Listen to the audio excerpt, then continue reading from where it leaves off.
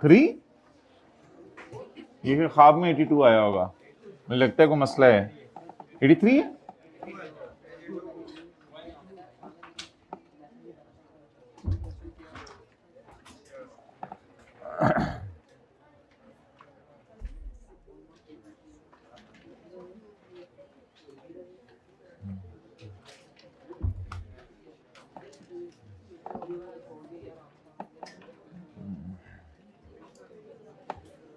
Taxable activity, taxable activity का मतलब है ऐसी एक्टिविटी जिस पर टैक्स लगना है।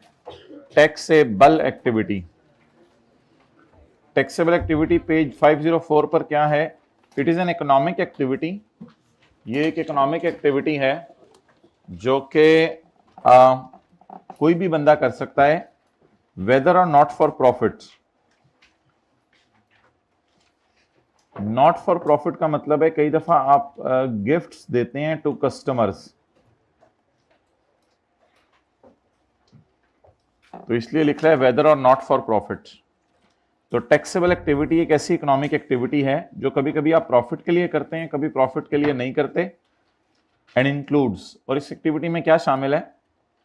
इसमें आप कोई भी बिजनेस कर लें, चीजें खरीद के बेच लें, बना के बेच लें, और या सेल ऑफ गुड्स कर लें या प्रोवाइडिंग ऑफ सर्विसेज, या दोनों काम कर लें। A one of adventure in the nature of trade, कोई एक दफा किया गया काम। A one of adventure in the nature of trade, यानी आपने एक दफा 10-12 गाड़ियां खरीद के बेच दी, तो ये भी टैक्सेबल एक्टिविटी है। एक दफा आपने 10-12 जनरेटर खरीद के बेच दिए, ये भी टैक्सेबल एक्टिविटी है। One of adventure in the nature of trade. And कोई भी काम जो आपने किया है किसी भी इकोनॉमिक एक्टिविटी के शुरू होने से पहले या बाद में। जब बिजनेस स्टार्ट होता है तो आप डिस्काउंट वगैरह देते हैं, तो ये भी इकोनॉमिक एक्टिविटी ही है। और जब बिजनेस एंड हो रहा होता है तो भी आप चीजें सस्ती बेच के बिजनेस से जल्दी जान छुड़ाते हैं। कहते हैं दिस ऑल इज मेरी नजर में टैक्स ए बल एक्टिविटी, ये ऐसी एक्टिविटी है जिस पर टैक्स लगेगा, बट डज नॉट इंक्लूड। लेकिन एक चीज इसमें शामिल नहीं है, services provide by an employee to an employer. अगर एम्प्लॉय अपने एम्प्लॉयर को सर्विसेज दे तो इस पे सेल्स टैक्स नहीं लगेगा, यानी सैलरी पे सेल्स टैक्स नहीं लगेगा। Point number B, an activity carried on as private recreational hobby. अगर कोई बंदा कोई प्राइवेट रिक्रिएशनल हॉबी कर ले तो उस पे भी ये सेल्स टैक्स नहीं लगेगा।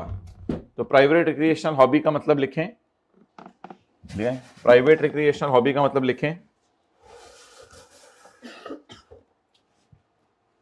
आपने कोई चीज बना के लोगों में बांट दी, आपने कोई चीज बना के लोगों में बांट दी, इसे क्या कहते हैं?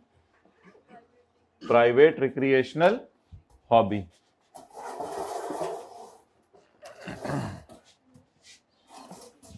जैसे वो गर्मियों के मौसम में आपने अक्सर देखा होगा कि वो ऐसे पंखे से होते हैं, कान के पास करो कान को हवा लगती है, नाक के पास करो नाक को हवा लगती है। तो प्राइवेट रिक्रिएशनल हॉबी से मुराद ये है, आराम से ले जाएं, प्राइवेट रिक्रिएशनल हॉबी से मुराद ये है कि आपने कोई चीज बना के लोगों में बांट दी, तो obviously this is not taxable, इस पर टैक्स नहीं लगेगा। Next, supply. सप्लाई एक बहुत ब्रॉड मीनिंग रखता है जो सेल से बहुत आगे की चीज है। सप्लाई ये होता है कि आपने कोई चीजें, हाइब्रिड में लास्ट रो में क्या अभी क्लास हो रही है, प्लीज थोड़ा सा दूर होकर बैठें। डिस्पैच टू कस्टमर, कोई चीजें आपने कस्टमर को बेच दी, that is a supply, that is sale. आपने किसी को कोई चीज गिफ्ट कर दी, दैट इज ऑल्सो सप्लाई। मिसाल के तौर पे रोज पेटल ने टिश्यू पेपर्स बनाए तो 40 डब्बे जो है वो सेल कर दिए, that is supply.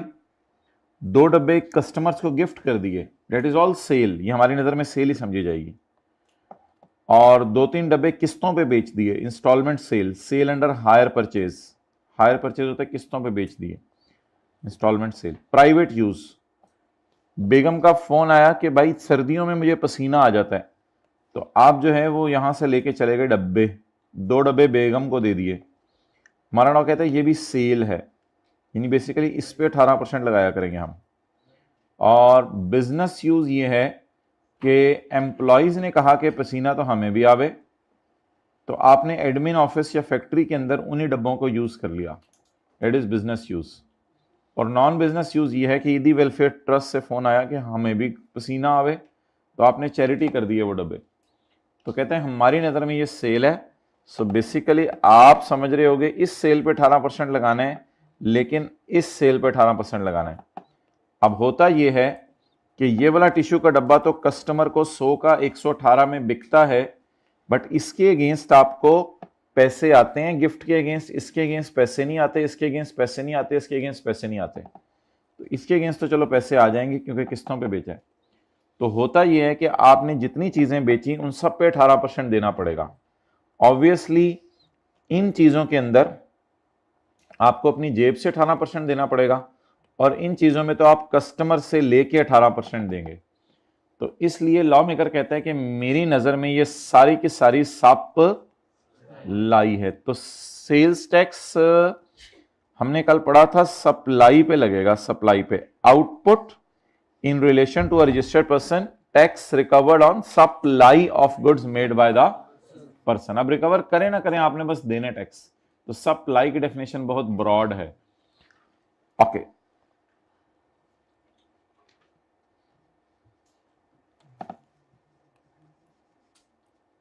Supply mean sale, sale तो सप्लाई है ही। गिफ्ट का क्या मतलब है? गिफ्ट का मतलब है transfer of right to dispose of goods as owner. मिसाल के तौर पे ये छड़ी जो है, भाई यार रोजाना ही लेट आते हो आप, it's height of anything hybrid में बॉयज। ये छड़ी मैं भाई को दे दूं और छड़ी में देके कहूं I transfer you this, I transfer you this and now you can dispose of it as owner, तो means I have gifted it. Transfer of, मैंने उसको ट्रांसफर कर दिया। राइट, क्या राइट? टू डिस्पोज ऑफ, कि तुम इसे बेच दो, क्या बन के? ऑनर बन के। तो इट मीन्स कि मैंने इसको हमेशा के लिए बेच दी, फिर बात खत्म होगी। Including sale under a hire purchase agreement, इसमें यह चीज भी शामिल है कि आपने उसको किस्तों पे चीज बेच दी। एंड ऑल्सो इंक्लूड, और इसमें यह भी शामिल है putting to private use. Private use का क्या मतलब होता है? घर लेके चीजें चला गया। बिजनेस यूज का क्या मतलब होता है? उसी बिजनेस में यूज कर ली। नॉन बिजनेस यूज का क्या मतलब होता है? चैरिटी कर दी।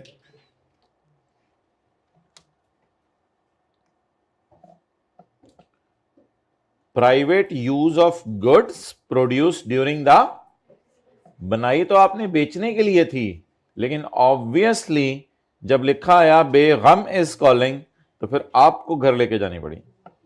बनाई तो आपने बिजनेस के लिए थी, लेकिन बाद में, बिजनेस मतलब ये कि कस्टमर को बेचने के लिए, लेकिन बाद में अपने ही बिजनेस में यूज कर ली। बनाई तो आपने लोगों को बेचने के लिए थी, लेकिन बाद में आपने चैरिटी कर दी। नीलामी, ऑक्शन और disposal of goods to satisfy आ,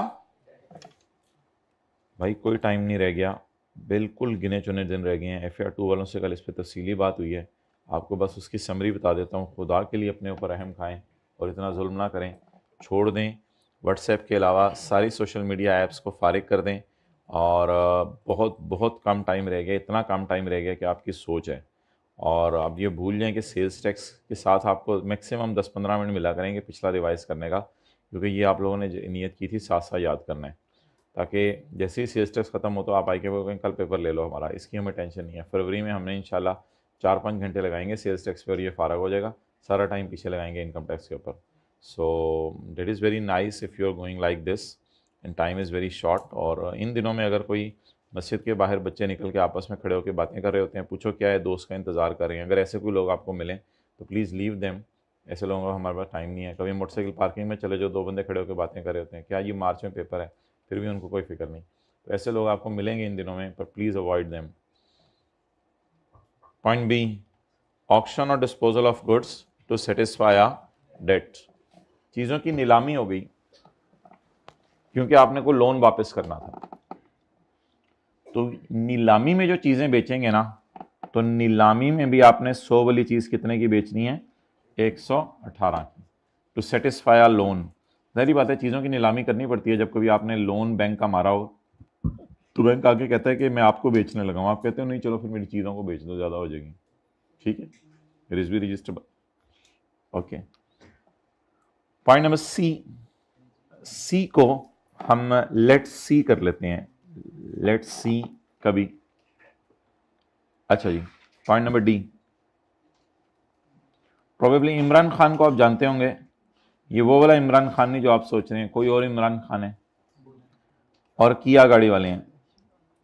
किया गाड़ी वालों ने इमरान खान को रॉ मटेरियल दिया कि भाई आप रॉ मटेरियल ले लें और मुझे टायर बना के दें, टायर सप्लाइड आफ्टर मैन्युफैक्चरिंग। तो जाहिर बात है किया गाड़ी वालों ने कहा हम गाड़ी बना लें, बड़ी बात है, तो टायर किसी और से बनवा लेते हैं, लेकिन रॉ मटेरियल हम देंगे। जैसे आप दर्जी को कहते हैं कि कपड़ा मेरी तरफ से होगा, पता नहीं तुमने कौन सा लगा देना है, बाकी सूट फिर मेरी पसंद का बनेगा। तो इसको भी सप्लाई समझा जाता है। यानी अगर इमरान खान किसी और के रॉ मटेरियल पे काम करके उसको फिनिश गुड्स बना के दे दे तो इसे भी लॉ मेकर की नज़र में क्या समझ जाते हैं? सप्लाई। अगर किया ने टायर बनाने के लिए रॉ मटेरियल खरीदा और सोचा कि टायर किसी और से बनवाएं, तो किया ने टायर का रॉ मटेरियल इमरान खान को दे दिया कि आप अपनी फैक्ट्री में बना दो। बनी गाला में इसकी फैक्ट्री थी, कोई और इमरान खान है। तो जब इमरान खान टायर बनाकर किया या किया के एजेंट को वापस करेगा, या किया को वापस करेगा या किया के एजेंट को, ऑब्वियसली टायर वापस करने का बेहतरीन तरीका आपको पता है मार्केट में मौजूद है, डंडा पकड़ लें, टायर को रखें और घुमाते जाएं। तो टायर वापस करेगा तो समझा जाएगा कि इमरान ने किया को टायर सप्लाई कर दिया। सेल का अच्छा लफ्ज तो नहीं, टायर क्या कर दिया? सप्लाई। अच्छा, इसमें ना कई दफ़ा ऐसा हो सकता है कि ये वाला फिक्र लफ्ज़ पहले पढ़ना हो, ये बाद में पढ़ना हो, तो कभी इंग्लिश के फिक्रे बीच में आ जाया करेंगे तो मैं उनको नंबर कर दिया करूंगा। पहले आपने लफ्ज़ टायर पढ़ना है, फिर सेल पढ़ना है। तो इमरान खान ने किया को सेल टायर कर दिया, घर में ना पढ़िएगा, टायर सेल कर दिए।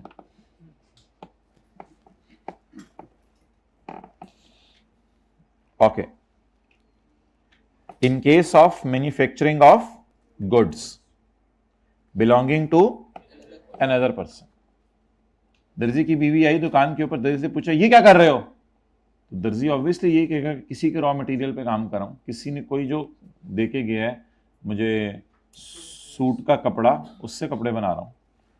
तो in case of manufacturing of goods, अगर आप गुड्स बना रहे हैं belonging to another person, the transfer और delivery of such goods back to the owner. Owner कौन था असल में इन चीजों का? वैसे रॉ मटेरियल तो उसी ने दिया था ना, तो सूट का कपड़ा भी आप ही लेके गए थे, आप ही ओनर थे। The transfer back to the owner और to a person nominated by him, जिसको हमने एजेंट का नाम दिया है, इज अ सप्लाई। ये सप्लाई है। फॉर लिखें आगे मैन्युफैक्चरर। ये आपके समझने के लिए मैंने लिखा है, लेकिन ये पेपर मैंने लिख के आना।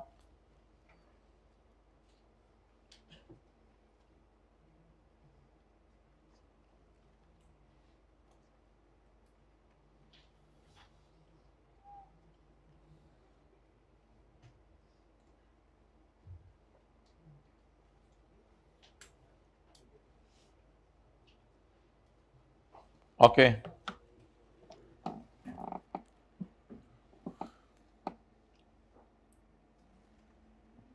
बोर्ड अगर चाहे तो फेडरल मिनिस्टर इन चार्ज की अप्रूवल से may specify other transactions as supply. तो बोर्ड अगर चाहे तो किसी और चीज को भी सप्लाई की डेफिनेशन में डाल सकता है, किसकी इजाजत से? बस ये तो ब्रैकेट में ले लिया करें ना, बस द बोर्ड में specify other transactions as supply. ये जरा फिक्रा याद कर लें। इन केस ऑफ बनाना of tyres belonging to another person, the transfer of such finished goods, finished goods transfer हुई है ना बैक टू ओनर, ओनर को वापस, so it will also be considered as सप लेके आई, सप्लाई।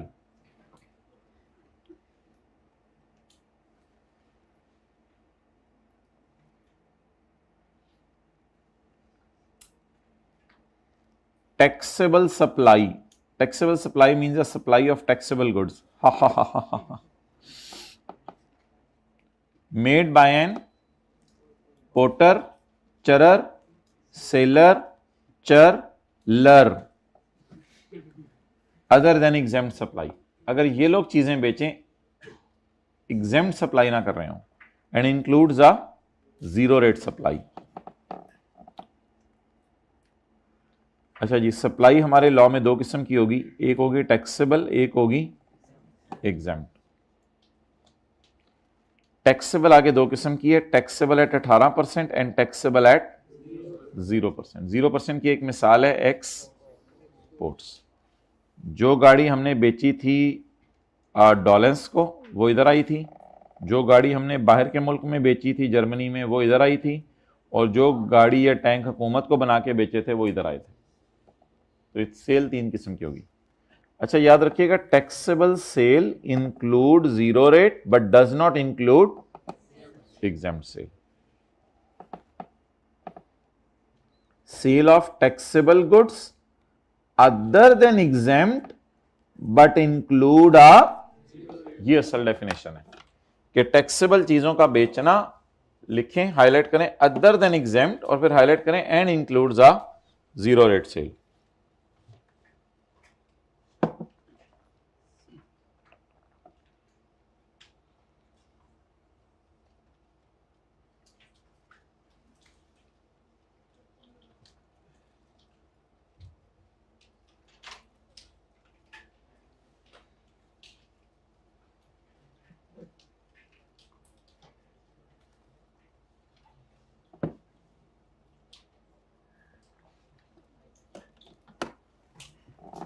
ओके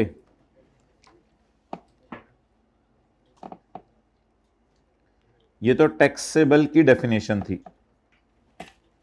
नो एग्जेम्प्ट की definition, exempt supply means a supply which is exempt. हा हा हा।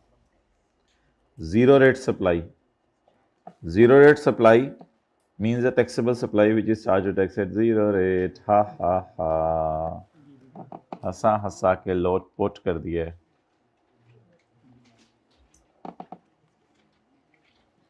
अच्छा जी,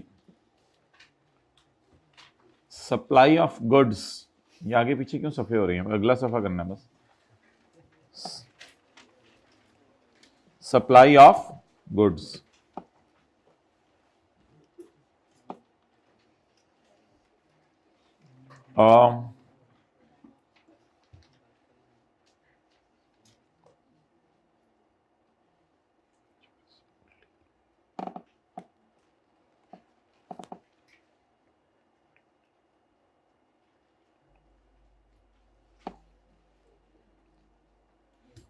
जनवरी में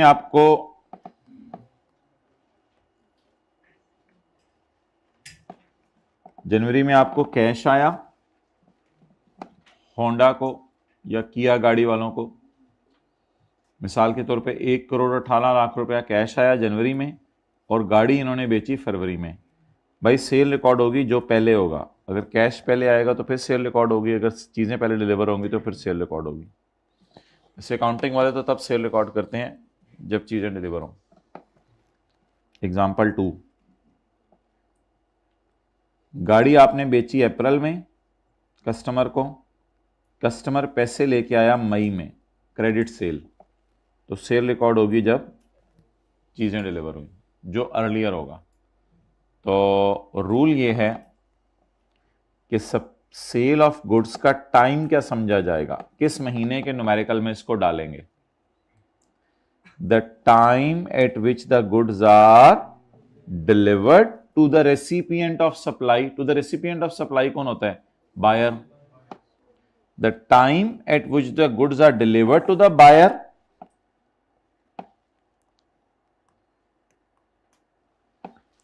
the time at which the goods are delivered to the buyer of the supply, or the time when any payment is received by the seller. for that supply, whichever is earlier.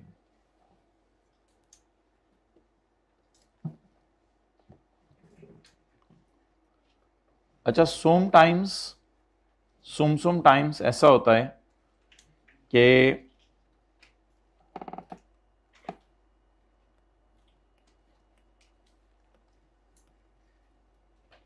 दुकानदार ऐसा करता है कि phone करके कहता है भाई सामान तैयार है ले जाओ।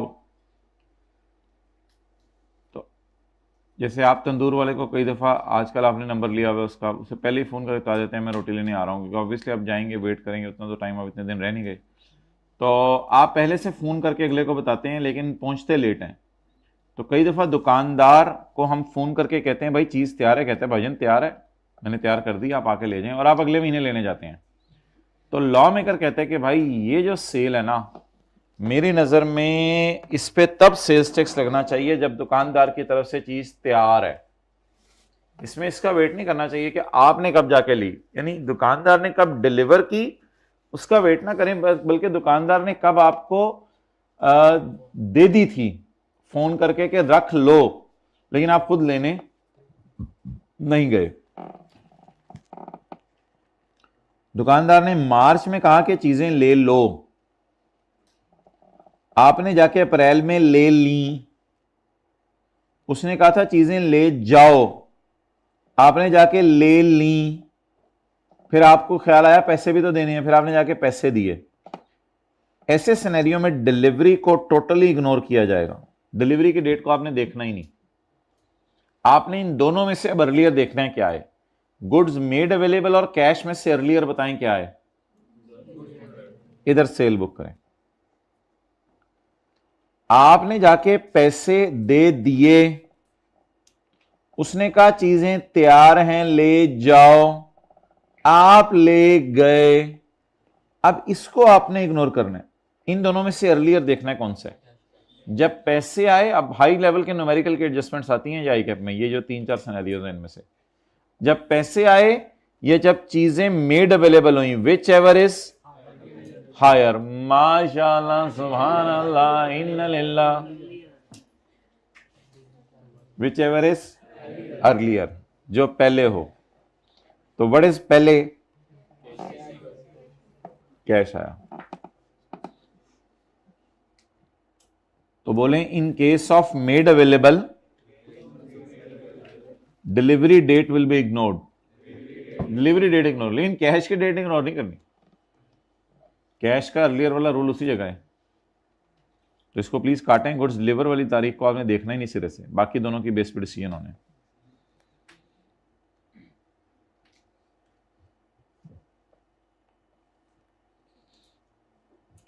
उसने से छोटा सा देखें लिखा हुआ है अलग से ये वाला कॉन्सेप्ट भी, at which the goods are delivered और goods are made available, whichever is earlier, नीचे जाके लिखा। तो डिलीवर्ड के साथ उसने छोटा सा ब्रैकेट में लिखा हुआ है और मेड अवेलेबल। और अगर चीजें किस्तों पे बेच रहे हैं तो फिर चीजों की डिलीवरी का वेट नहीं करना, फिर जिस वक्त एग्रीमेंट हुआ,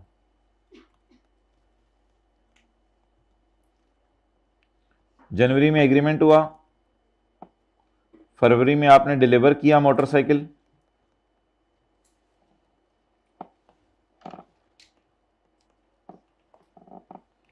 जनवरी में एग्रीमेंट हुआ, फेब में डिलीवरी हुई, मार्च कहते हैं हम लोग, मार्च कहते हैं, क्या कहते हैं मार्च। मार्च के अंदर कैश आया, अप्रैल के अंदर कैश आया और मई के अंदर कैश आया, क्योंकि ये इंस्टॉलमेंट सेल थी, थोड़ा थोड़ा करके कैश आ रहा था। तो आप सेल्स टैक्स लगाएंगे 18% जनवरी के महीने में, फरवरी मार्च अप्रैल मई में नहीं लगाएंगे। So the sale is taxable at the time of agreement. High level की एडजस्टमेंट्स आ रही हैं न्यूमेरिकल्स में, अगर ये बातें आज आप नहीं समझ रहे, अब तो बस गेम ऑन होगी आज से। तो सेल रिकॉर्ड होगी जनवरी के महीने में। साथ वाले की किताब पे ये खूबसूरत सा नोट करना है, अपनी खैर है।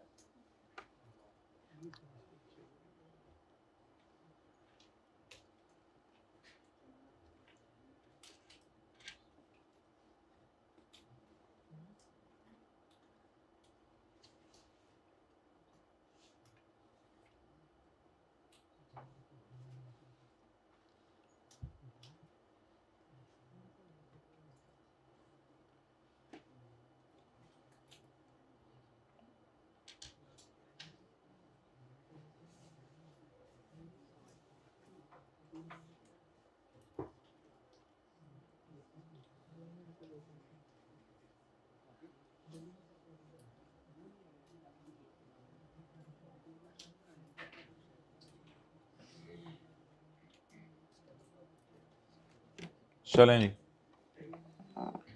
सर्विसेज के केस में टैक्स कब लगेगा? जब सर्विस रेंडर करेंगे, जब सर्विस देंगे।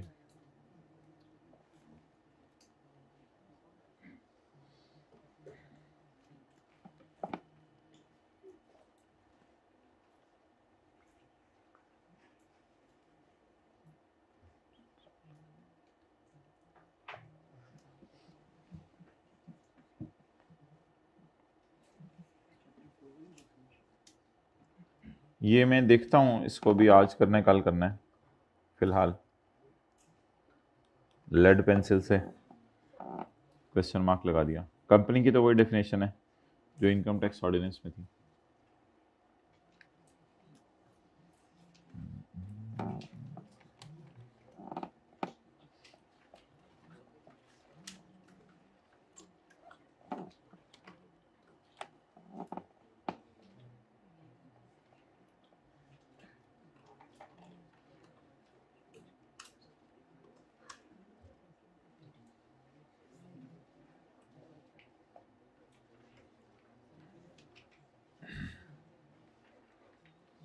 चलें जी, पेज नंबर 546 निकाल लें।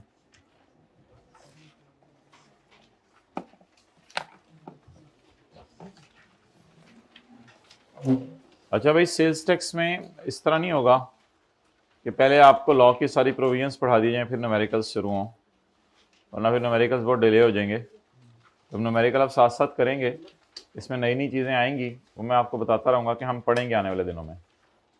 पढ़ाई नहीं होंगी लेकिन पढ़ेंगे आने वाले दिनों में। चलें जी, न्यूमेरिकल में वर्किंग 1 क्या थी? Input tax. और वर्किंग 2 क्या थी? Apportionment of input tax. भाई को अच्छे से काले मार्कर ला दो।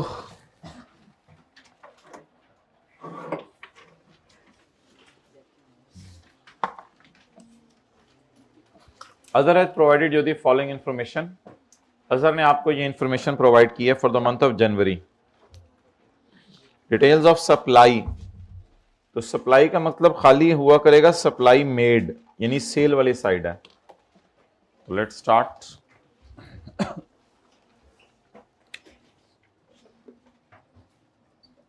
Working number 1, working number 2 and working number 3. So working number 1 will be input tax. Input tax होता है, अगर आप लोगों ने कल वाली क्लास ली है तो मैंने बताया था परचेज पर 18%, यानी अगर आपने गाड़ी खरीदनी है तो टायर खरीदते हुए 1 लाख पर 18% पे करेंगे, फिर अगली तो गाड़ी बना के बेचनी है तो 1 लाख पर 18% पे करेंगे, फिर आप जो है वो अगली दुकान पे जाएंगे, वहां से जो है वो इंजन खरीदेंगे या इंपोर्ट करेंगे, 10 करोड़ का 1 करोड़ का इंजन इंपोर्ट करेंगे, उस पर 18 लाख पे करेंगे।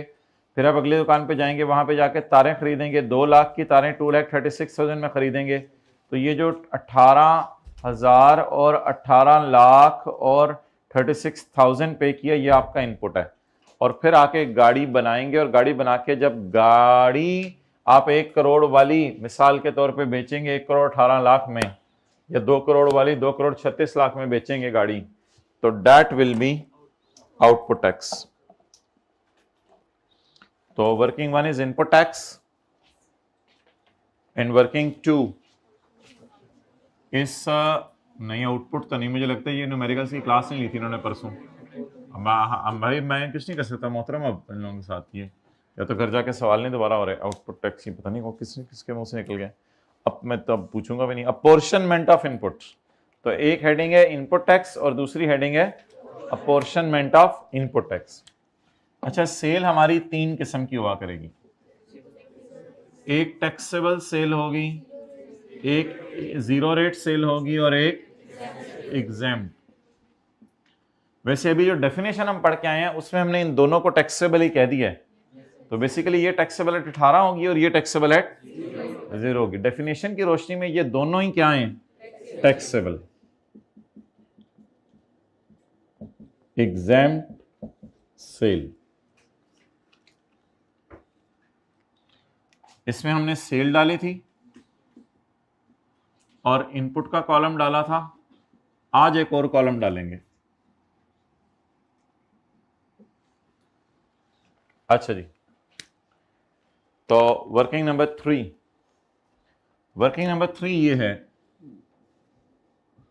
टैक्सेबल सेल वहां से आया करेगी, वर्किंग 3 से। टैक्सेबल सेल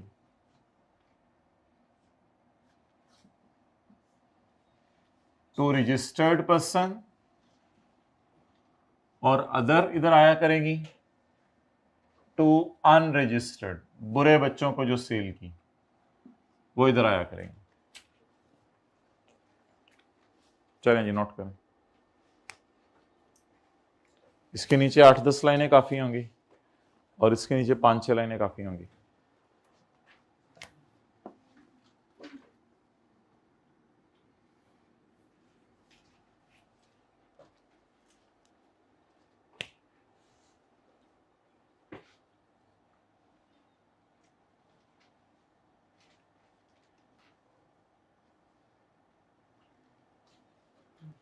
ओके,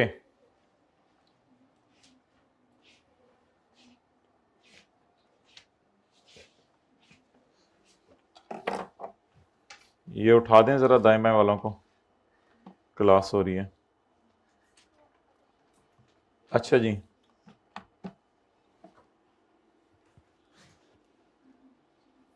खड़े हो जाओ। मेडिकल प्रैक्टिशनर ने कौन से रिकॉर्ड संभाल के रखने हैं? खड़े हो जाओ, जल्दी बताओ। याद करके लिखा है कल 2-3 दफा? ये देख लें पेपर, आप इसके सर पे देखें, लग रहा है पेपर आए हुए हैं, पेपर सर पे आए हुए हैं? मुझे तो कहीं नहीं लग रहा पेपर सर पे आए हुए हैं। साथ वाले के सर पे देखें, पेपर लग रहे हैं आए हुए हैं?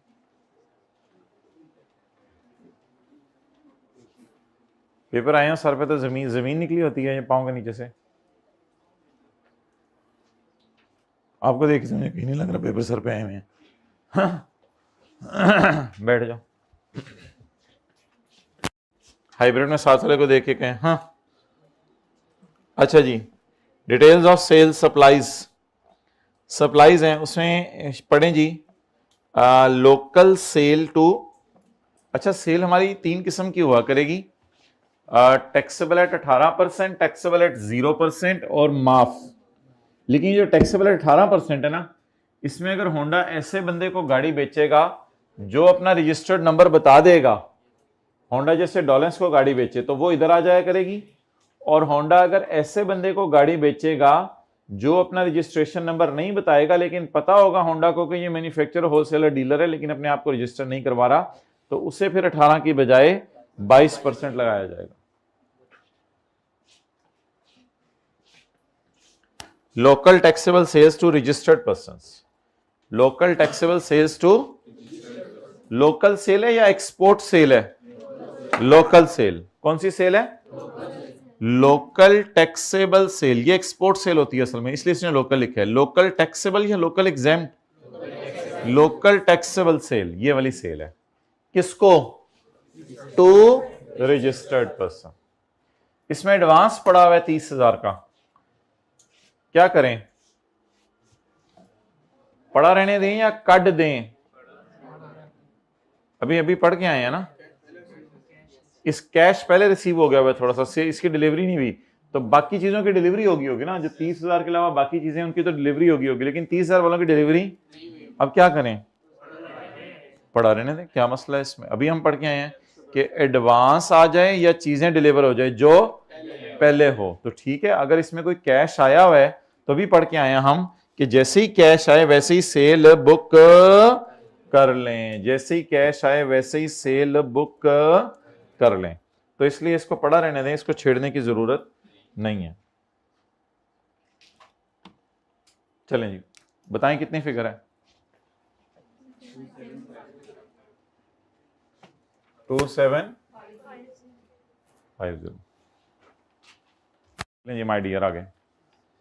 भाई माय डियर कहता हूं मैं, आप देखते नहीं हो। हाँ, अब आइंदा मैंने आपको चेक करना है माय डियर कहने पे आप देखते हो या नहीं। अच्छा आगे, sale to taxable sale to taxable sale to जी बाउले दो सौ 200 हाँ नहीं सेल ऑफ ठंडी क्रीम इन ठंडा मौसम इन ठंडी नाइट सेल ऑफ ठंडी cream an item of third schedule third schedule की चीजों पे मेरे भाई सेल प्राइस पे रेट नहीं लगा करेगा, रिटेल प्राइस पे रेट लगा करेगा। असल में ये जो थर्ड शेड्यूल की चीजें होती हैं ना, इनकी प्राइस जो है दुकानदार जो है वो लिख नहीं सकता, वो इनकी प्राइस उसी चीज के ऊपर लिखी होती है। तो थर्ड शेड्यूल की चीजों पर रिटेल प्राइस में रेट लगा करेगा। ये हम आने वाले दिनों में पढ़ेंगे और इंशाअल्लाह अगर जिंदा रहे तो सबके दिन आ जाने हैं। तो आने वाले दिनों में हम पढ़ेंगे थर्ड शेड्यूल, तो मैंने आपको पढ़ा दिया हुआ है। थर्ड शेड्यूल पे हम पढ़ेंगे कहीं for supplies and goods specified in third schedule tax shall be charged 18% of retail price. ये चीजें एक दिन आपको दिखाई थी थोड़ी थोड़ी करके, ठीक है, शायद आपको ये याद हो। शैम्पू देखिए ना साथ वाले के बालों को ऐसे ऐसे करके, कितने साल हो गए यूज किए हुए। अच्छा जी 1200 करना है 1500, तो कुदरती चीजें यूज किया करें। ये शैम्पू में पता नहीं क्या क्या डाला होता है। अच्छा बताएं आप 1200 1500 1500 बताएं कहाँ डालें बस रजिस्टर्ड बंदों में इधर डाल दें। ये आइसक्रीम वगैरह टैक्सेबल है पाकिस्तान में, आइसक्रीम पे टैक्स लगता है, कभी खा के देखें आइसक्रीम पे टैक्स लगेगा। Sale of third schedule item भी माय डियर यहां आया करेंगी। रिटेल प्राइस या actual sale price? Retail price. चाहे आप 1200 की बेचते रहे, लॉ मेकर कहते हैं टैक्स 1500 पे लगेगा, लागेगा तो लागेगा। हौली हौली गल्ला कर लो तुम दूजी क्लास से, मैंने भी पता लग रहा है। Goods taken for private use, अभी सप्लाई की डेफिनेशन पढ़ के आए हैं, फिजिकल वाले भी थोड़ी थोड़ी शुरू हो गए हैं गल्ले। Goods taken for private use अभी पढ़ के आए हैं। प्राइवेट यूज घर ले जाना चीजों का क्या है? सप्लाई। तो ये रजिस्टर्ड अनरजिस्टर्ड के चक्कर में ना पड़े, बस इसको टैक्स लगाना है। ये टैक्सेबल सेल है, इसको टैक्स लगाना है। तो 18% लगा दें, 22% लगाने की कोई तुक नहीं। घर चीजें लेके चले गए, बुरे बच्चे को नहीं चीजें बेची, घर में तो अच्छे बच्चे रहते हैं। तो इसलिए नहीं, अच्छे बच्चे से मुराद ये नहीं होता अच्छे बच्चे घर में नहीं रहते, ये मुराद रजिस्टर्ड बंदे वो होते हैं जिन्होंने अपने आप को सेल्स टैक्स में रजिस्टर करवाया हुआ है। अब ये रजिस्टर्ड अनरजिस्टर्ड दोनों में से कहां जाना है ये सवाल है। तो बस लॉ मेकर कहते हैं इस पे कम से कम 18% तो मुझे दे दो ना। आपने कौन सा बुरे बच्चों को चीजें बेची हैं, आप बस घर लेके चले गए हो। तो प्राइवेट यूज चीजों का, वैसे अगर प्राइवेट यूज ना होती तो बिकती, यही बात है ना इधर ना जाती तो इधर जाती, तो बस सेल में डालें। मैं देख लेता हूं, नहीं बस ठीक है, छोड़ा करें ना मैडी, काफी है। आगे हैं, आधा घंटा आप लोगों ने टेंटिवली दे दिया, खैर घंटे की खैर है। आप क्यों परेशान क्यों होते हैं? आप आ जाते हैं, बड़ी बात है। अच्छा जी, जिंदगी बचाने वाली ड्रग्स पता नहीं क्या है, बहरहाल एग्जाम्प्ट है, हमें इससे क्या क्या क्या करती हैं ये ड्रग्स। 4000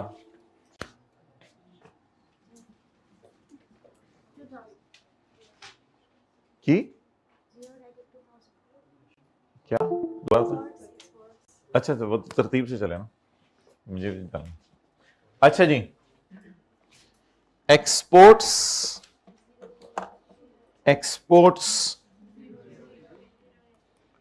कहां करें एक्सपोर्ट्स आज? Exports to Germany, Belgium, Ethiopia. Exports कितनी जी? 2000 की।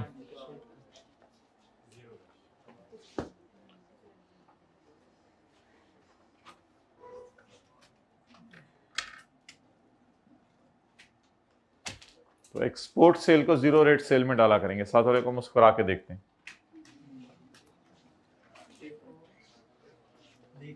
सच्ची सच्ची बताइएगा, घर में कितने लोग मुस्कुराते हुए और सलाम करके दाखिल होते हैं, हाथ खड़ा करें, सही है, मुस्कुरा अस्सलाम, घर वाले सारे फ्रेश हो जाते हैं एकदम, और कितने लोग मुंह बसोर के जाते हैं और थके।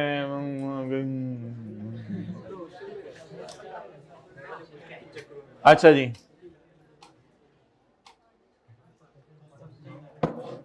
लास्ट रो में मैंने कहा था जरा दूर होके बैठ जाए, फिर बातें हो रही हैं। अदर इंफॉर्मेशन, तो ये तो अदर है ना, छोड़ें बस, रिक्वायरमेंट पढ़ें। पॉइंट नंबर 1,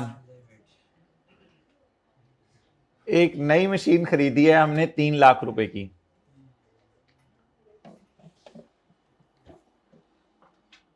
अच्छा, मशीन का खरीदना है, फिक्स्ड एसेट का खरीदना, तो जब गाड़ी बनाने के लिए आपने टायर खरीदे हैं, गाड़ी बनाने के लिए आपने इंजन खरीदा है, गाड़ी बनाने के लिए आपने जो है वो लोहा खरीदा है, गाड़ी बनाने के लिए आपने शीशा खरीदा है, गाड़ी बनाने के लिए आपने मैट खरीदे हैं, गाड़ी बनाने के लिए आपने टेप रिकॉर्डर खरीदा है, गाड़ी बनाने के लिए आपने हेडलाइट्स खरीदी हैं।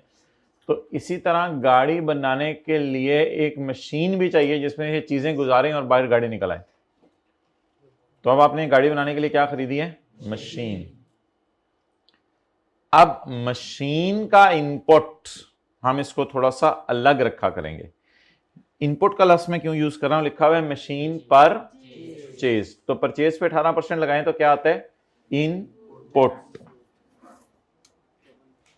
Input tax.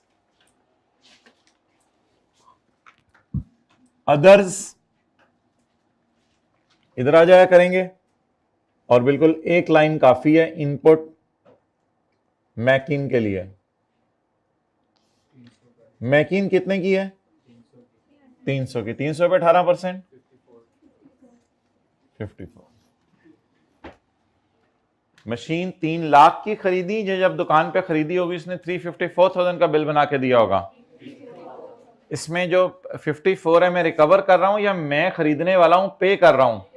तो जो टैक्स पे करते हैं उसे इनपुट कहते हैं, और जब चीज बेचते हुए रिकवर करते हैं तो उसको आउटपुट कहते हैं।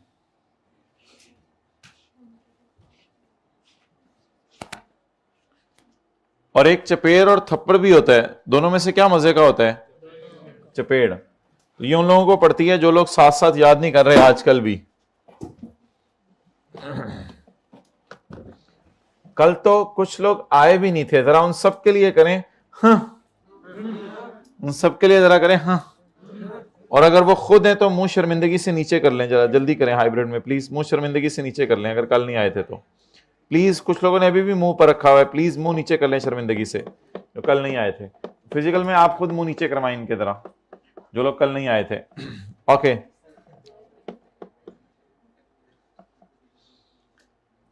कल इनके ना आने की वजह से हमने एकदम चैप्टर 16 खत्म कर दिया। Point number 2, purchase of raw material. Raw material खरीदने गए, लेकिन ऐसे बंदे से खरीदने गए जिसने अपने आप को रजिस्टर। आप क्या हमें डीओजी ने काटा है कि हम उसे लाख की बजाय 1,18,000 दें? वो बंदा ही क्या है? अनरजिस्टर्ड बंदा हमारे पास चीजें लेने आ जाए वो अलग बात है, हम अनरजिस्टर्ड के पास चले जाएं। फिर जरा सोचें, एक बंदा है वो कहता है यार मैं, एक होटल है, अब उसमें खाना खाने गए, तो अक्सर होटलों में आपने देखा होगा कि लिखा होता है ये प्राइसेस बिल टैक्स डाल के हैं, अक्सर प्राइसेस में लिखा होता है ये टैक्स डाले बगैर हैं। तो वो होटल वाले जब टैक्स डाल के लाते हैं तो आप इतना परेशान नहीं होते, लेकिन आप ऐसे होटल पे चले जाएं जो कि रेडी के ऊपर लगा हो और 2 कुर्सियां उसने साइड पे लगाई हो, नीचे उसने चटाई बिछाई हो, वहां जाके आप खाना खा रहे हो और वो कहे यार सेल्स टैक्स डाल के इतना बिल है, तो आपका ख्याल है कि वो सेल्स टैक्स हुकूमत को जमा करवाएगा? चले ख्याल कर लीजिएगा, लेकिन मेरा नहीं ख्याल। तो अगर वो जमा नहीं करवाएगा तो वो अनरजिस्टर्ड है। तो अनरजिस्टर्ड से अगर चीजें खरीदने जाएं तो हमें काफ ते ये नहीं, काफ अलिफ टे अलिफ है, बताएं हमें काफ ते ये नहीं काटा है कि हम जो है वो नहीं, नून है ये नून गुना। ओके, तो हमें काफते ये ने बाइट किया है कि हम जाएं और जाके जो है बोले हम उसको 1 लाख की बजाय 1,18,000 दें? नहीं, कभी भी नहीं। तो इसलिए माय डियर इसको इग्नोर कर दें, बस डैश लगा। परचेज टू या फ्रॉम? फ्रॉम। अनरजिस्टर्ड बंदा, कितने की? रुपीज 1800 की। लेकिन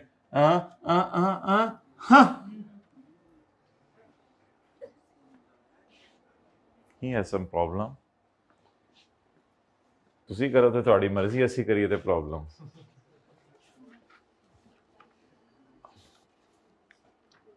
अच्छा जी, purchase of taxable raw material. Taxable का मतलब है कि हुकूमत ने इस रॉ मटेरियल पे टैक्स लगाया हुआ है, फ्रॉम रजिस्टर्ड सप्लायर। अब बताएं, जब मैं ऐसी चीज खरीदने जा रहा हूं जिस पे टैक्स भी लगना है और बंदा भी, और ये मेरी परचेज है, तो क्या मैं इस परचेज पे 18 पे करूंगा? नहीं करूंगा? करूंगा।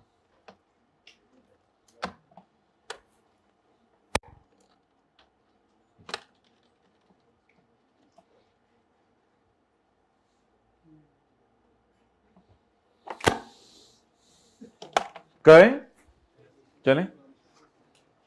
ओ, परचेज इंक्लूड को बाद में देखते हैं।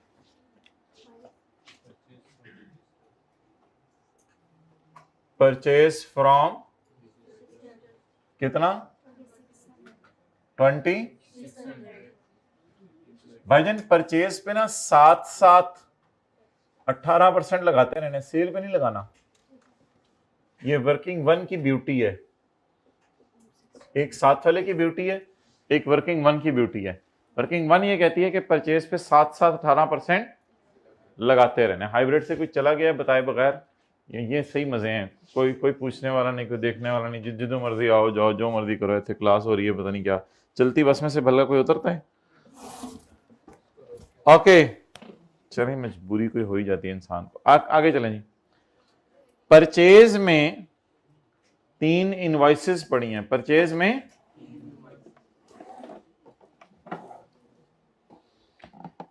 एक उसमें से फेक इनवॉइस है, 2 नंबर बिल है। Another relating to a fake invoice of 3000। पड़ी रहने दें या काट दें? क्यों? परचेज में जेन्युइन बिल पड़े होने चाहिए या जाली? जेन्युइन जाली, जेन्युइन जाली। और ये कौन सा था? जाली बिल। जाली बिल था। तो यानी गाड़ी खरीदने के लिए कहते हैं मैंने जेली खरीदी है, गाड़ी बनाने के लिए जेली खरीदी है। तो जेली का क्या करना है गाड़ी के लिए? तो इसलिए ये जेन्युइन बिल नहीं था, 2 नंबर बिल था, इसको माइनस कर दें। ये तो जाहिर सी बात है, ऐसी परचेज रिकॉर्ड करने की इजाजत नहीं जो जाली है।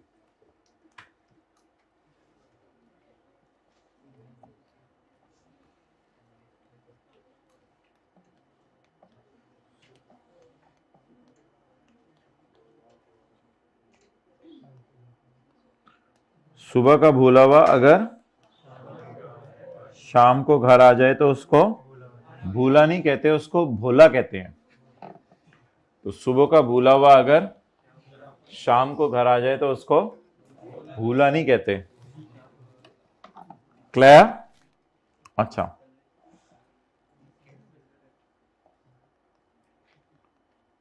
फरवरी के महीने में हमने टायर खरीदे, उसका बिल हमारे से मिसप्लेस हो गया। मिसप्लेस या मैडम प्लेस? मिसप्लेस। मिस का नाम प्लेस। तो फरवरी के महीने में हमने टायर खरीदे, उसका बिल हमारे से गुम हो गया। अब ये भूला हुआ बिल अगर मार्च में याद आ जाए तो गवर्नमेंट कहती है मार्च में माइनस कर लो, अप्रैल में कर लो, नहीं अप्रैल में मिला मई में कर लो, जून में कर लो, जुलाई में कर लो। कर लिया नहीं तो मैंने भी बोला।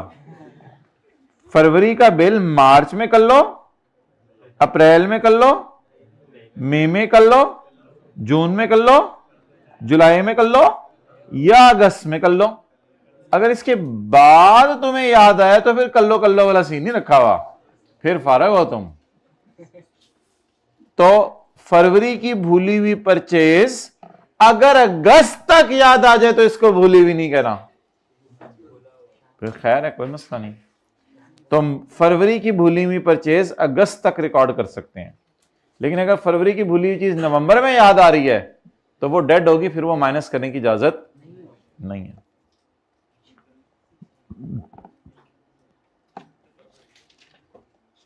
नोट चलें, बस उर्दू का फिक्रा लिख लें। अगर फरवरी में परचेज रिकॉर्ड करना भूल गए तो अगस्त तक कभी भी रिकॉर्ड कर सकते हैं। अगर फरवरी में परचेज रिकॉर्ड करना भूल गए तो अगस्त तक कभी भी कर सकते हैं।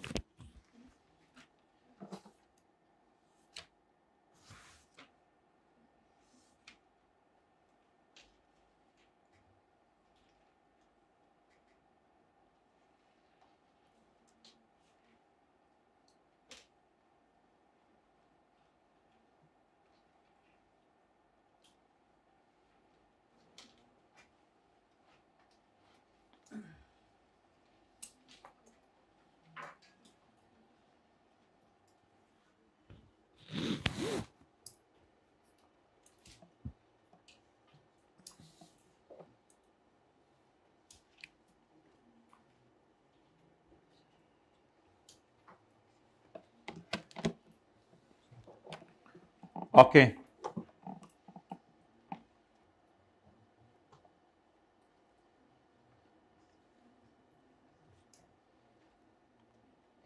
तो उर्दू में लिख लें, लिख लिए क्या? अगर फरवरी में कोई परचेज भूल जाए तो कब तक रिकॉर्ड कर लो? अगस्त तक।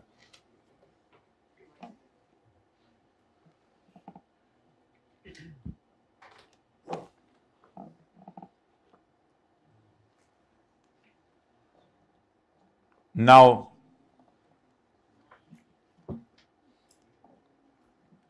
परचेज में 3 इनवॉइसेस पड़ी हैं। परचेज में क्या पड़ी हैं? 3 इनवॉइसेस। हमारा महीना कौन सा है? जनवरी 11। जनवरी 11 की परचेज में मैंने मार्च 10 की परचेज डाली हुई है, और जनवरी 11 की परचेज में मैंने सितंबर 10 की परचेज भी डाली हुई है।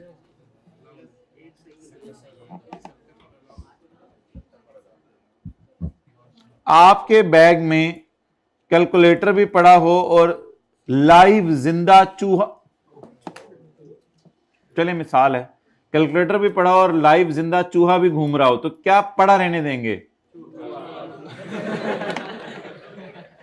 चूहा पड़ा रहने देंगे। या जरा चूहा मंगवाओ और एक मेंढक मंगवाओ साथ, फिर इनके बैग में मैं छोड़ता हूं आज। हद होती है, अजीब बोंगे लोग हैं। तो चूहा भी पड़ा हो, कैलकुलेटर भी पड़ा हो, तो क्या पड़ा रहने देंगे? कैलकुलेटर, चूहे को निकाल देंगे। तो सिमिलरली नो बारबेक्यू, सिमिलरली आपके परचेज में मार्च 2010 की परचेज पड़ी हुई है, तो मार्च के 6 महीने गिनते हैं कब पूरे हुए। मार्च की भूली हुई परचेज अप्रैल में रिकॉर्ड कर लो, मई में कर लो, जून में कर लो, जुलाई में कर लो, अगस्त में कर लो।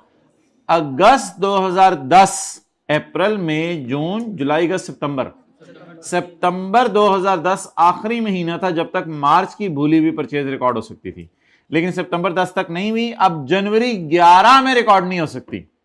इस तरह तो आपको फिर मार्च 1980 की परचेज भी याद आ जानी है कोई, तो लूटो तो नहीं मची हुई। अच्छा, आप बताएं, हमारी परचेज में मार्च की परचेज पड़ी है, पड़ी रहने दें या फिर आप इसको हम पढ़ेंगे सेक्शन 7 में, पड़ी रहने दें या इसको हम निकाल दें? निकाल दें।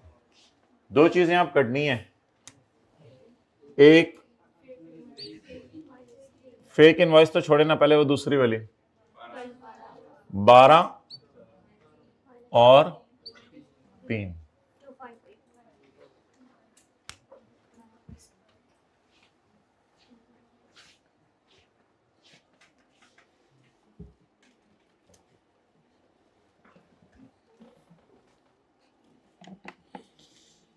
आगे ओ, जनवरी 2011 की परचेज में सितंबर 2010 की परचेज पड़ी है। अक्टूबर 2010 में माइनस कर लो, नवंबर 2010 में माइनस कर लो, दिसंबर 2010 में माइनस कर लो, जनवरी 2011 में माइनस कर लो, फरवरी 2011 में माइनस कर लो, मार्च 2011 में माइनस कर लो। तो जनवरी में याद आ गई है तो बस जनवरी में कर लें, हो सकता है इससे पहले याद ना आई हो ना। तो अब जनवरी में अगर याद आई है तो आपने डाल दी है परचेज में तो सही किया, डली रहने दें। Let it be here, let it be here. तुम पढ़ी रहो, तुम तो कैलकुलेटर हो, तुम कौन सा चूहा हो, तो चूहे को निकाला है। तो चलें, चल के वापस आ जाए, पड़ी रहने दें।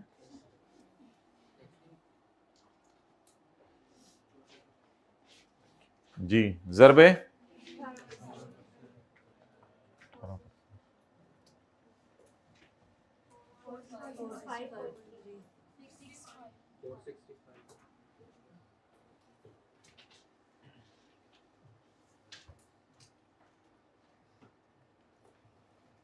वैसे थोड़ा सा अगर एक मेहनत करके ये दो लाइनें भी डाल दें, परचेज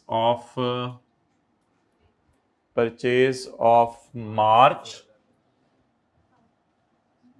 12 इज इग्नोर्ड, यानी जिनको माइनस किए उनको शो कर दें, और परचेज अगेंस्ट फेक इनवॉइस 3, अगर ये कर दें तो ये भी जरा अच्छा हो जाएगा। परचेज ऑफ मार्च 12 रुपए, इसको भी इग्नोर करना है, और परचेज अगेंस्ट फेक इनवॉइस 3, इनको माइनस करके रिक्लासिफाई कर दें और डैश डाल के फिर इग्नोर कर दें। इससे समझ आई नहीं समझ आई? आ गई?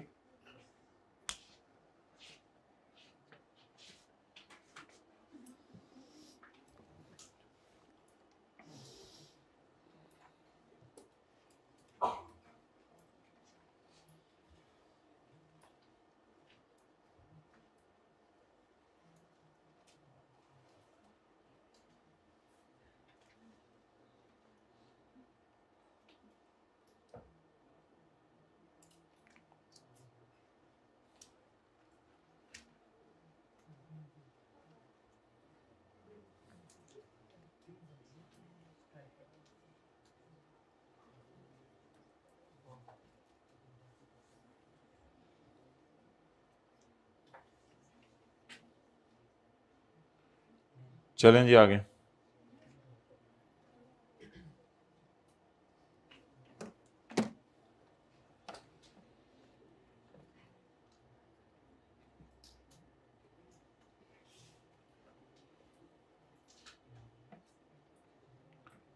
Debit and credit note issued during the month are as follows।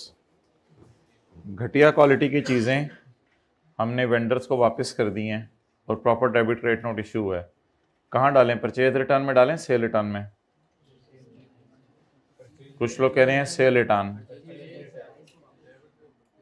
सब standard supplies were return to us. Vendor होते हैं हमारे सप्लायर, हमारे सप्लायर हैं जनरल टायर, तारें बेचने वाले, शीशा बेचने वाले, ये हमारे सप्लायर्स हैं। हम तो उनके बायर्स हैं ना, ये हमारे सप्लायर्स हैं। तो हमने सप्लायर्स क्रेडिटर्स टाइप लोग, तो ये तो परचेज रिटर्न में जाएगा। और अगला पढ़ें, goods were returned by customers, ये सेल रिटर्न है, हमारे कस्टमर्स ने हमें चीजें वापस किया। कस्टमर वो होता है जो हमारे पास चीज खरीदने आए, तो कस्टमर्स ने हमें चीजें वापस की हैं और हमने सप्लायर्स को चीजें वापस की हैं। तो एक डालेंगे परचेज रिटर्न में और एक डालेंगे, चलें जी परचेज रिटर्न रिकॉर्ड करें।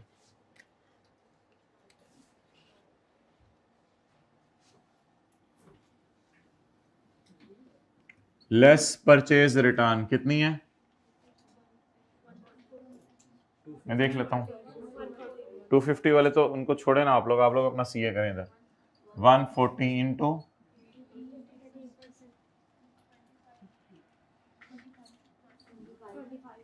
25 और cell return, goods were returned by different customers, किसको रिटर्न करके गए होंगे? टू अस, हमें 2.5 लाख रुपए की, लेस सेल रिटर्न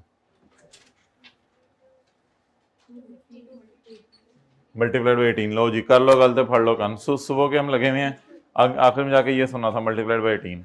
मैंने लिखा हुआ इधर वर्किंग 1 में 7-18% लगाना है, वर्किंग 3 में 7-18% लगाना होता तो उधर भी मैं लिखता जी। क्या 1800?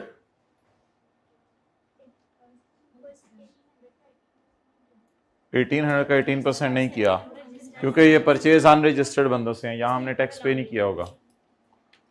अनरजिस्टर्ड बंदों से चीजें खरीदेंगे, इग्नोर करेंगे। ऐसे होटल पे जाएं आप खाना खाने के लिए जिसका नामो निशान ना हो, किसी रेगिस्तान में हो, अब वो कहेगी कि भी मैं रजिस्टर्ड हूँ सेल्स टैक्स में, आपने रजिस्ट्रेशन नंबर दिखाओ, वो आपको हंस के दिखा दे, तो वहाँ आप 100 रुपये वाली चीज़ 100 की ही खरीदिएगा। परचेज फ्रॉम अनरजिस्टर्ड को इग्नोर किया करेंगे पेपर में। ठीक, वो फिर क्लास के बाद आना, वो तो तरीके होते हैं पूरे।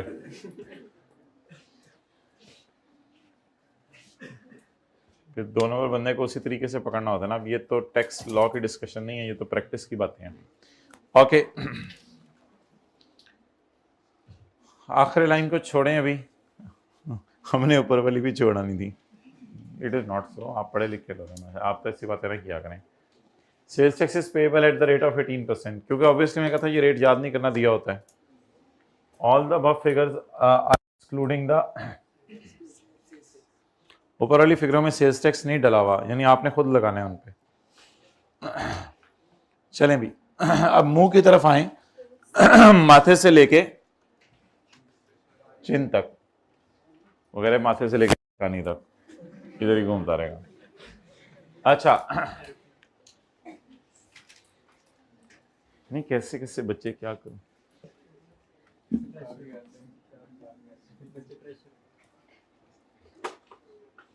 ओके,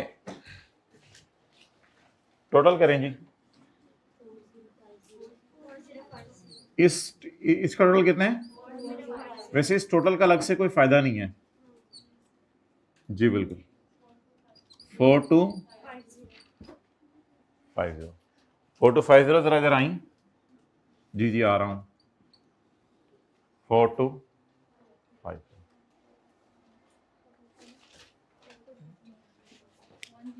कुछ सेल हमने एग्जेम्प्ट की है जिस पे टैक्स नहीं लगना, कुछ सेल हमने ऐसी की है जिस पे 0% टैक्स लगना है, बाहर के मुल्क में जो चीजें बेची हैं, और कुछ सेल हमने ऐसी की है जिस पे 18% या कुछ पे 4% ज्यादा भी लगना है। अब दोनों इनपुटों को बुलाएं, पहला इनपुटा बोलें फॉर, इन दोनों इनपुटों को टोटल नहीं मारना कि 440 जमा 54, जरा करके देखें क्या आ रहा है, करके भी नहीं देखना, ये चीज मेरे अजीज करके भी नहीं देखना, छोड़ दो कैलकुलेटर, एकदम ऐसे ऐसे छूटना चाहिए था और किताब पे गिरना चाहिए था, इस तरह होना चाहिए था, करके भी नहीं देखना कैलकुलेटर पे कि 440 जमा 54 क्या आ रहा है।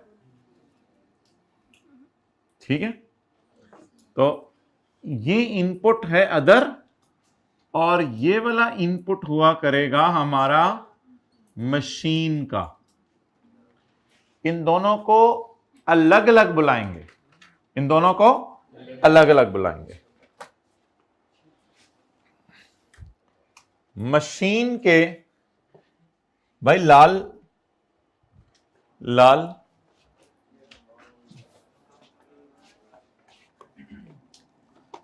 जल्दी से सेकंड में लाल लाएं। बंदे का नाम अजहर है, असगर है? Azhar. Sales tax liability for the month January. 2 अंडे उबाल के लाया करें, एक अपने लिए एक साथ वाले के लिए। तो फिर डंडा खिला दें उसको माय डियर।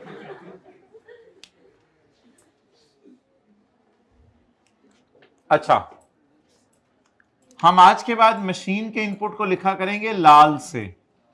आज के बाद मशीन के इनपुट को लिखा करेंगे लाल से। और अब देखिए हम आवाज लगाएंगे, खाली लाल को नीचे बुलाया जाए, खाली को अलग और लाल को अलग। खाली लाल को नीचे बुलाया जाए, खाली लाल जी में आई, खाली को भी बुलाएं और लाल को भी बुलाएं। तो वर्किंग 1 से चीजें कहां जाएंगी, वर्किंग 2 में। बादशाह सलामत, पहले खाली के ठोठे किए जाएं या लाल के ठोठे किए जाएं? दोनों के ठोठे कर दिए जाएं। बादशाह सलामत, आप फिर जाएं, ठोठे करके आपको बुला लेंगे हम। अब आपने छुरी पकड़नी है और खाली के ठोठे करने हैं इन तीनों के दरमियान। जी हूं नहीं, खाली के ठोठे करने हैं तीनों के दरमियान और लाल के छोटे छोटे ठोठे कर देने हैं। चलें जी, जाहिर सी बात है, ये जो रॉ मटेरियल है ये तीनों किस्म की गाड़ियों में इस्तेमाल हुआ होगा। कुछ गाड़ियां ऐसे तो नहीं कर दी होंगी, ये लो गाड़ी उसने कैच कर ली, इस तरह की गाड़ी कोई नहीं होगी। तो रॉ मटेरियल तीनों गाड़ियों में इस्तेमाल हुआ होगा और मशीन भी तीनों गाड़ियों में इस्तेमाल तो ना करें, फिर मशीन भी साथ ही चली जानी है, अगली गाड़ियां कैसे बनाएंगे? हाँ, मशीन भी तीनों गाड़ियां बनाने के लिए इस्तेमाल हुई होगी, इस तरह कर लें। अच्छा जी, अब ये फिगर्स आ जाया करेंगे। अब कैलकुलेटर की गेम है, प्लीज मेक अ पिक्चर। ये फिगर्स और ये फिगर्स जब आ जाएंगे, अब कैलकुलेटर की गेम है। अब अपोर्शनमेंट का तरीका ये होता है कि इन तीनों को जमा करके ये जवाब लिख दें जी। तो अब किया ये करने के पहले काली के चोटे किया करेंगे। 440 डिवाइडेड बाय 10250 मल्टीप्लाइड बाय 42।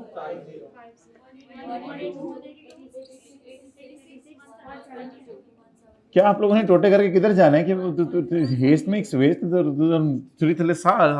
टोटे करें? कुछ लोग अब टाइम लगाते हैं टोटे करने में, तो उनको तो कैलकुलेशन करने दें। चलो अब ये तेज वाले जरा छोड़ें, तो हमको मेरे जैसे आए, जरा स्लोली टोटे करवाएं। 54 को डिवाइड करो यार 10250 पे और मल्टीप्लाई करो 4250 पे। अब बोलो 22। थोड़ा रिलैक्स करो, रिलैक्स करो। चलो अब रीप्ले का बटन दबाओ और 4250 डिलीट करके लिखो 2000 जी 11। 54 को डिवाइड करें 10250 से, मल्टीप्लाई करें 4000 से, 21। So that was the real तोते।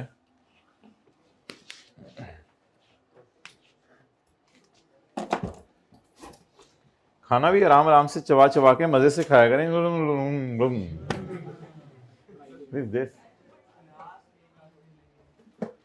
और आजकल मौसम भी अच्छा चल रहा है, माल्टे के बीज भी साथ ही खा जाया करें।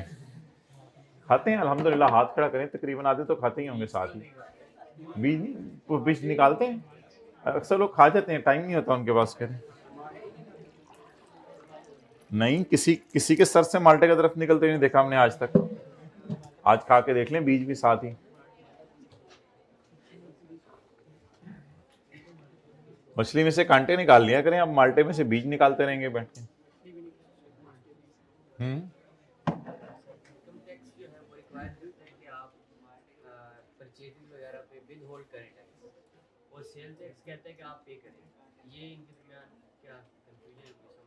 दोनों टैक्स का मैकेनिज्म डिफरेंट है, कंफ्यूजन वाली की बात है। तो क्लास के बाद आ जाओ, जो बात कर लो, इसमें तो कोई वो नहीं है। अच्छा जी आगे चलें।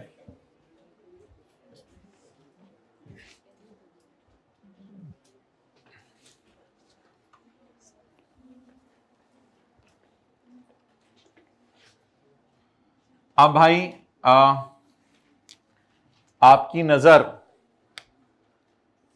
होगी यहां पर, इधर देखें। सबसे पहले आप एग्जेम्प्ट सेल का इनपुट डेड करेंगे, इसको तो काट दिया करें।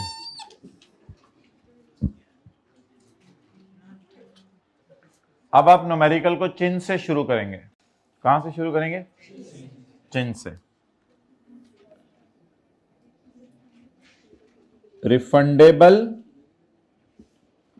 On zero rate sale. Zero rate sale करने की वजह से आपको रिफंड मिलेगा। इस रिफंड की लॉजिक सुन लें सारे। आपने ये जो गाड़ियां बाहर के मुल्क में बेची हैं, गवर्नमेंट कह रही है उसमें जितना टायर इस्तेमाल हुआ है और जितनी मशीन इस्तेमाल हुई है बनाने में, इस इनपुट को आप मेरे से वापस ले लो, कोई मसला नहीं।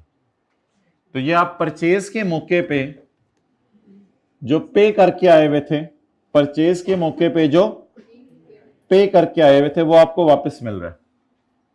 इसका रिफंड ले लें। 86 प्लस 97। ये करने के बाद अब आपने क्या किया करना है, आपने डब्बे के अंदर चीजों को देखना है और आपने इसको देखना है और आपने इसको देखना है। Sales tax brought forward from पिछला महीना, पिछले महीने का कोई ब्रॉट फॉरवर्ड है वो। अब जब न्यूमेरिकल का फेस बनाना है तो उससे पहले आपने एग्जेम्प्ट सेल का इनपुट डेड किया करना है, जीरो रेट सेल का इनपुट रिफंड मांगा करना है। ये करके अब आपकी नजर सिर्फ इस डब्बे के अंदर होगी, इस सेल पे होगी क्योंकि इस पे 4% लगाने, और पिछले महीने का वो इनपुट जो माइनस नहीं हो सका उसको आपने अब ब्रॉट फॉरवर्ड करना है, यानी अपने न्यूमेरिकल में डालना है। Sales tax credit, sales tax credit ना इनपुट को कहते हैं क्योंकि इनपुट माइनस होता है। Input brought forward from previous month, पिछले महीने इतना इनपुट माइनस नहीं हो सका था, पिछले महीने इतना इनपुट माइनस, तो उसको अब हमने माइनस करना है, जो माइनस नहीं हो सका उधर ही रखो।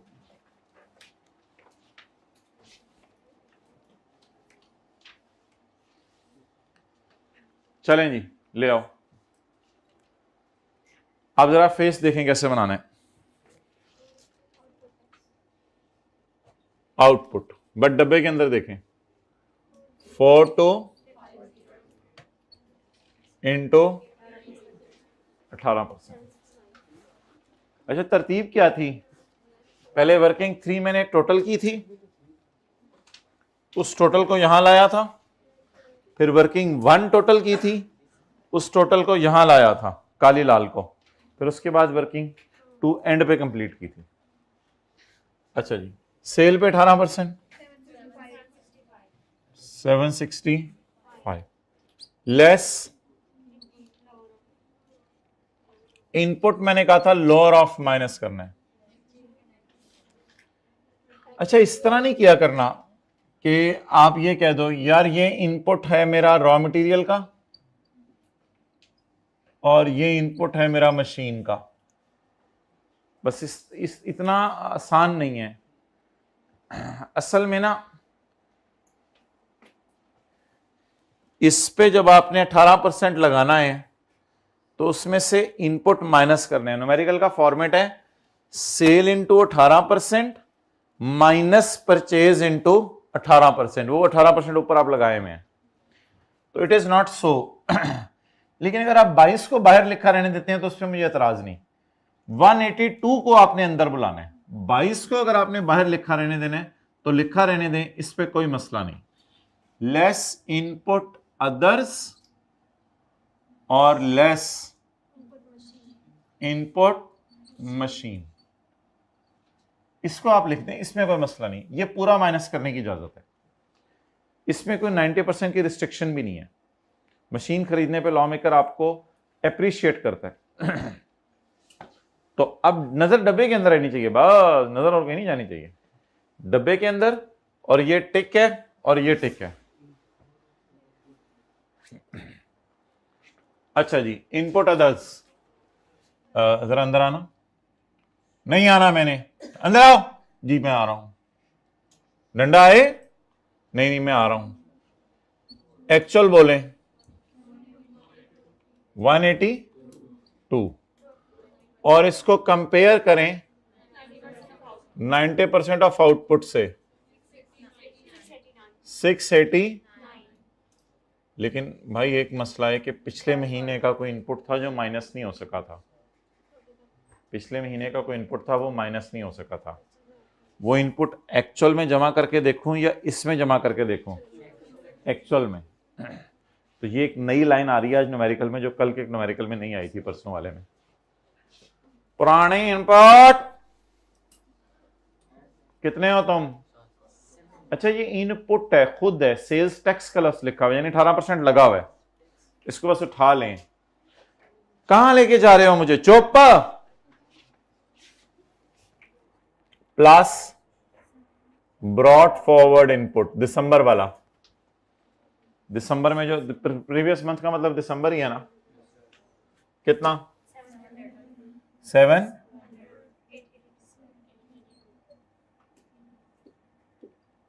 अच्छा अब देखें,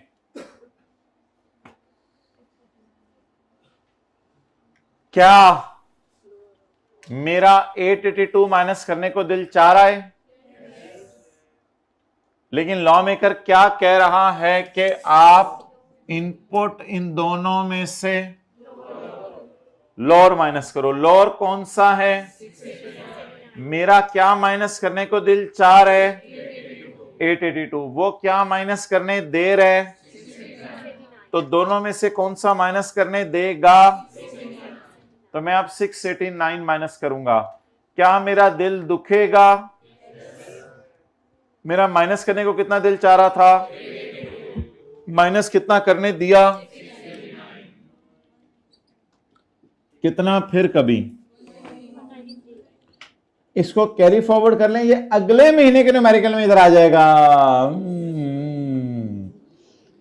कैरी फॉरवर्ड कर लें इनपुट टू नेक्स्ट मंथ। कितना हो गया? माइनस कितना हो गया? 193।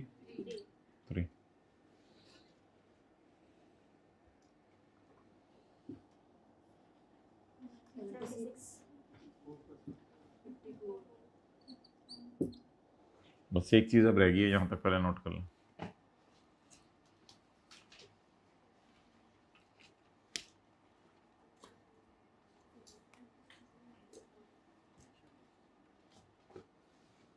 नोट क्यों नहीं करे?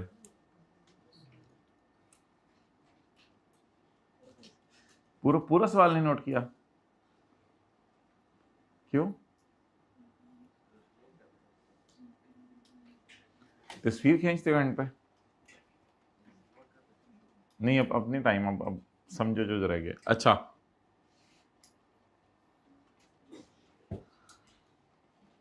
अभी नहीं तस्वीर खींचनी, अभी 4% नहीं लगा। Okay next. अब आपने सारी सेल पर 18% लगा दिया, हालांकि ये फिगर आपने उठाई थी यहां से, तो बुरे बच्चों को चीजें बेची हैं, इन पे 18 जमा 4 लगाना चाहिए था। तो अब इस टिक को पकड़ें। अल्लाह का शुक्र है डब्बे वाली 3 फिगर्स भी मैं यहां ले गया हूं, वो 700 भी ले आया हूं। अब ये एक टिक बच गया, बस इस टिक को देखें। Add 4% on sale to unregistered person.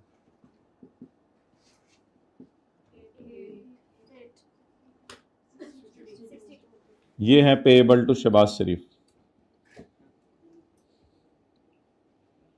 Payable to government.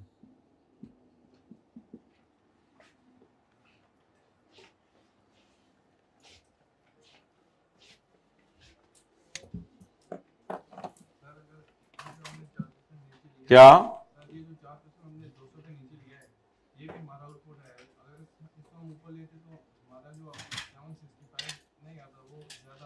बस जो फॉर्मेट है उसी पे चलना है। लॉ में कभी ये वाला फॉर्मेट डिवाइस किया हुआ है, बस वो अब वो क्या क्या करें फिर? ये इसी वजह से उसने किया हुआ है, हम क्या कर सकते हैं अब?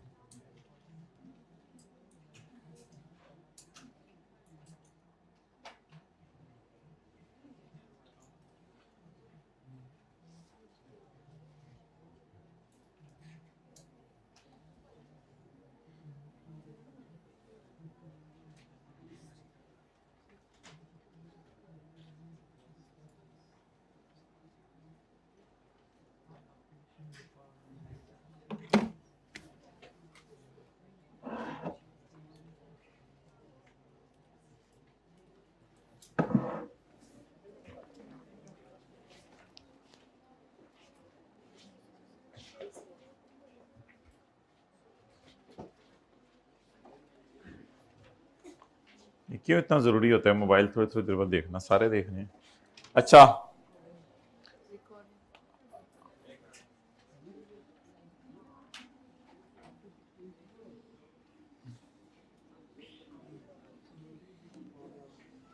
अच्छा जी, एक दफा फेस को दोबारा देख लें। एग्जेम्प्ट सेल का इनपुट नॉन रिफंडेबल होता है और जीरो रेट सेल का refund on zero rate sale 86 plus 11 बोलें 97। नेक्स्ट, अब सिर्फ 5 फिगर्स की गेम है, 1 2 3 4 5। इसको भी याद कर लें, पुराने महीने का इनपुट 700, बस इसको याद कर लें। अच्छा, हमारी सारी सेल कितनी है टैक्सेबल? क्या जवाब आ गया? 760। क्या मैं इसमें से 182 और 22 माइनस कर दूं? नहीं, लेस अदर से मुराद है मशीन के अलावा वाला, इनपुट मशीन। अब इसको अंदर लाएं,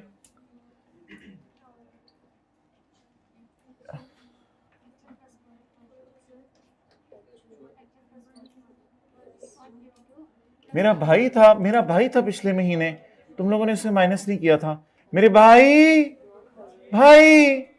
आओ, मैं आ गया भाई, चलो हम दोनों कोशिश करते हैं इकट्ठे माइनस होने की। 882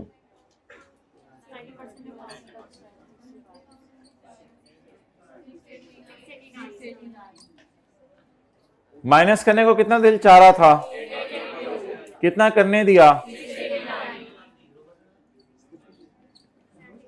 मेरे भाई कहां जा रहे हो? मैं नीचे जा रहा हूं। मेरे भाई ना करो।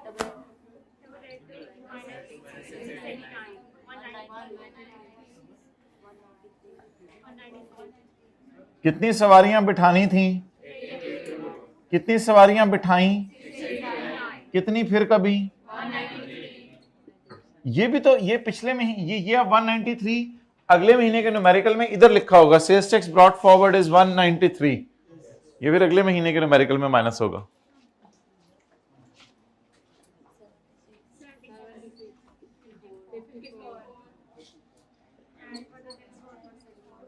%4 ऑफ।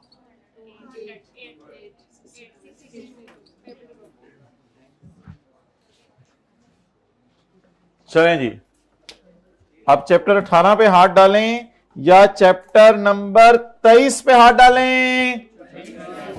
चलें जी, चैप्टर 23 पे आ जाएं। जरा होमवर्क का सवाल देख लें। आज तो याद करने वाला शुगल ही है, बस थोड़ा सा ही था मेरे ख्याल से। आज शायद आप सारा टाइम ही चैप्टर 16 को रिवाइज करने में लगा देंगे। अच्छा, ये क्लास होमवर्क आज हम डाल देते हैं। कल वाला चैप्टर 16 जो पढ़ाया था वो याद करना है, ये आज के होमवर्क में जरा डाल दीजिएगा। Okay,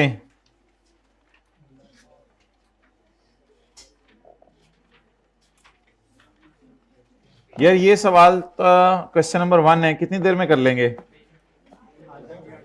page 581। तो ये आपको मैं आज होमवर्क के अंदर दे रहा हूं। आज 18 मिनट नहीं, ये तो वो बहुत पुराना सवाल है। अब ये आएगा तो 4 नंबर का आएगा, तो इसको आप 6 मिनट में कर लीजिएगा। चलिए 8 कर लें, 8 मिनट में इसको कर लीजिएगा। बाकी आपने चैप्टर 16 फिर आज रिवाइज करना है। हाँ